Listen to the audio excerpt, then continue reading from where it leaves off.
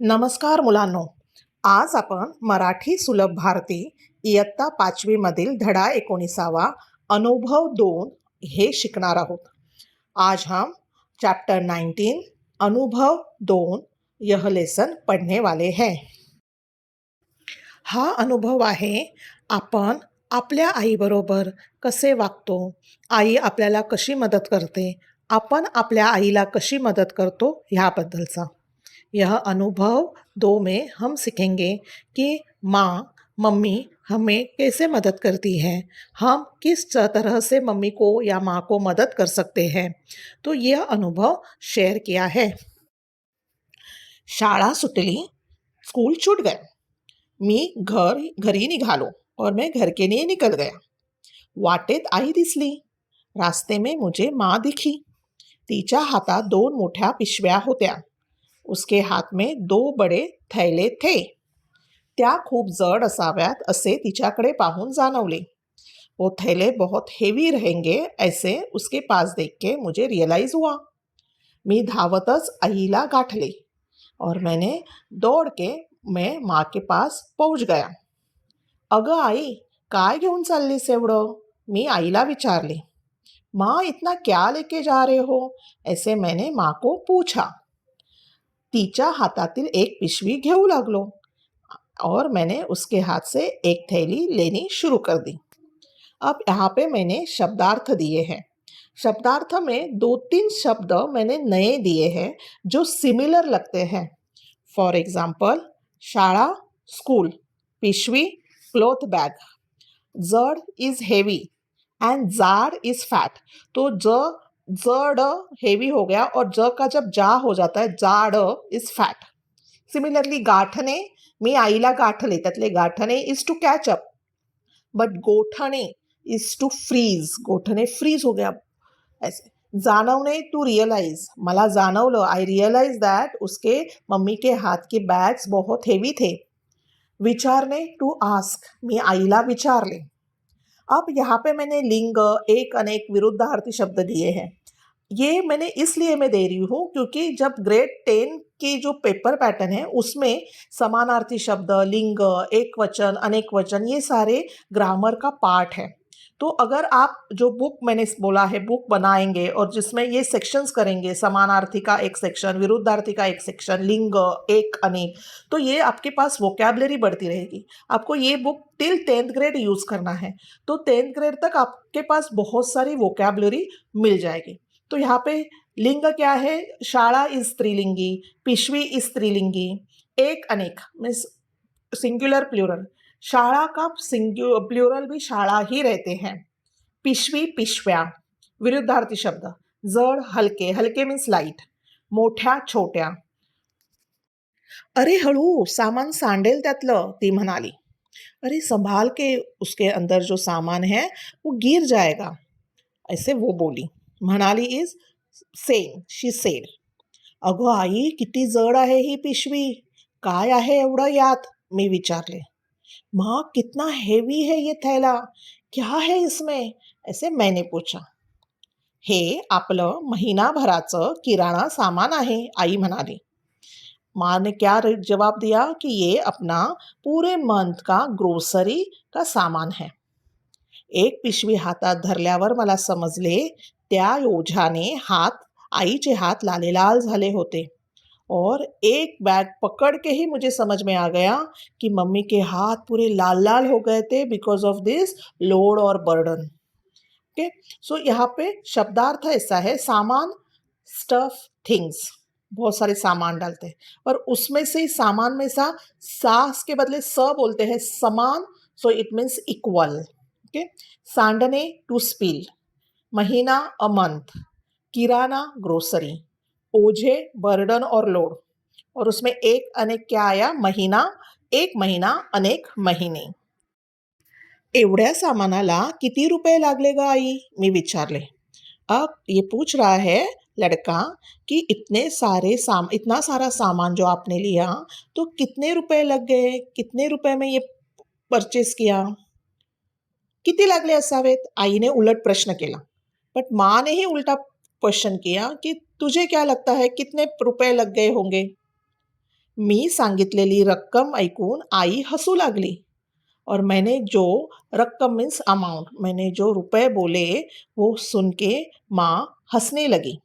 अन म्हणाली और बोली, "वाह रे तुझं व्यवहार ज्ञान. अरे ये क्या तुम्हें प्रैक्टिकल नॉलेज है ही नहीं. वाह रे तुझं व्यवहार ज्ञान." सो व्यवहार ज्ञान के आगे उद्गारवाचक चिन्ह है. यहाँ पे उसने एक एक्सप्रेशन्स दिए हैं. वस्तूचे भाव गगनाला भिडले आहेत.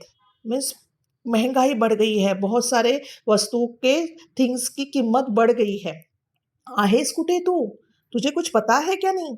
जरा बाजारात फिरत जा, दुकानात जात जा. मार्केट में घूमने घूमने जाओ, दुकान में जाओ. मलाही ते पटले. बोलत बोलत आम्ही घरी पोहोचलो और उस लड़के को मम्मी का ये कहना पट समझ में आ गया और वो बोलते बोलते घरी पोहोचले. अब यहाँ पे देखो, भाव गगनाला भिडणे, इट्स अ वाक प्रचार. सो यहाँ पे जैसे हम इंग्लिश में इडियम्स होते हैं वैसे ही ये होता है. सो बहुत महंगाई होना या बहुत कीमत बढ़ना. सो इसका वाक्य क्या है? कांद्याचे भाव गगनाला भिडले आहेत. सो अभी फिलहाल हमारे थोड़ी देर दिन पहले हमारे टोमेटो और ऑनियंस के प्राइजेस बहुत ही हाई हो गए थे. तो उसको मराठी में, ऑनियंस को मराठी में बोलते हैं कांदे. कांद्याचे भाव गगनाला भिडले आहेत. अब दूसरा वर्ड है व्यवहार ज्ञान, दॅट इज प्रॅक्टिकल नॉलेज. स्पृहाकडे व्यवहार ज्ञान चांगले आहे. ती विचार करून खर्च करते. तो उसे पता है कि कहाँ पे स्पेंड करना चाहिए, कहाँ पे नहीं. So she has a practical knowledge. Okay. अब शब्दार्थ में क्या है? रकम मीन्स अमाउंट, व्यवहार ज्ञान प्रैक्टिकल नॉलेज, वस्तू थिंग्स, भाव गगनाला भिडणे मीन्स किंमत वाढणे, बाजार मार्केट, दुकान शॉप, पटणे टू कन्विन्स. मलाही ते पटले. सो पटले के में पटणे टू कन्विन्स. ओके. तिने पिशवी खाली ठेवली आणि हुश केले. माने थैली नीचे रख दी और रिलैक्स हो गई.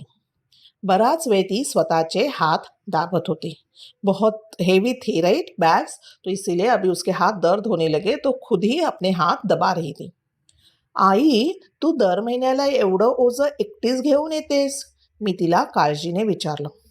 माँ, हर महीने इतना सारा बर्डन, इतना सारे हेवी बैग्स तू अकेली लेके आती है. ऐसे मैंने उसको पूछा. काळजीने विचारले मीन्स कन्सर्न होके पूछा. हो रे, आज तू भेटलास, खूप बरं वाटलं. माँ क्या बोल रही है? हाँ, पर आज तुम मिले, मुझे बहुत अच्छा लगा. माझं काम हलकं झालं. थोडा मेरा काम कम हो गया.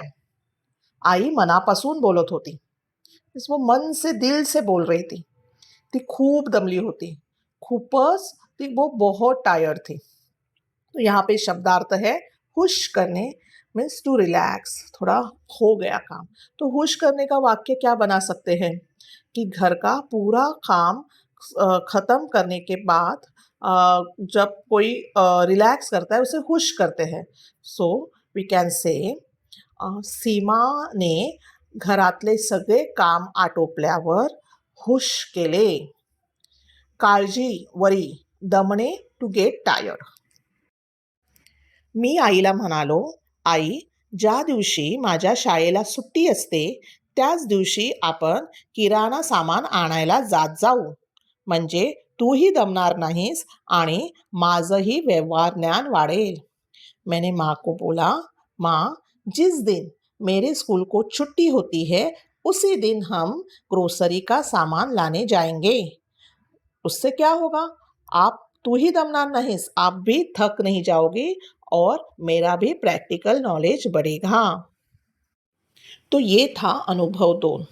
मुलांनो, आपल्यासाठी आपले पालक, पालक मीन्स मम्मी पापा, जैसे पेरेंट होता है वैसे मराठी में पालक बोलते हैं. पालक, आजी आजोबा, काका काकी, घरातली सगळे मंडळी खूप प्रयत्न करतात. आपल्याला चांगलं खायला मिळावं, आपण चांगलं शाळेत जावं, आपली चांगली वाढ व्हावी. आणि आपण काय करू शकतो? तर आपण चांगला अभ्यास करून, चांगलं वागून आपण ह्या लोकांना जिथे पाहिजे तिथे शक्य तेवढं मदत करू शकतो. आईला मदत केल्याने आईबरोबर बोलता बोलता कामही होते, आईला मदतही होते आणि आईसारखी दुसरी मैत्रीण कोणीच नाही. मग आपण आता ठरवूया की आपल्याला जिथे जिथे शक्य होईल तिथे आईला मदत करायची. आपल्या कपड्यांची घडी आपणच घालायची. आपण आपली पुस्तकं, वह्या, वस्तू जाग्यावर ठेवायच्या. बरोबर की नाही? तर आजचे कोडे आहेत. 4 पाय आहेत परंतु चालू शकत नाही. ओळखा पाहू मी कोण? इस जो जो चीज़ है उसको 4 पैर है पर वो चल नहीं पाती। तो कौन है? हम ये चीज़ हम सबके घर में एक तो होती ही है। तो जल्दी से बताओ और कमेंट में डाल दो। और अगर आपको ये सेशन अच्छा लगे तो please do like, subscribe end share. Thank you.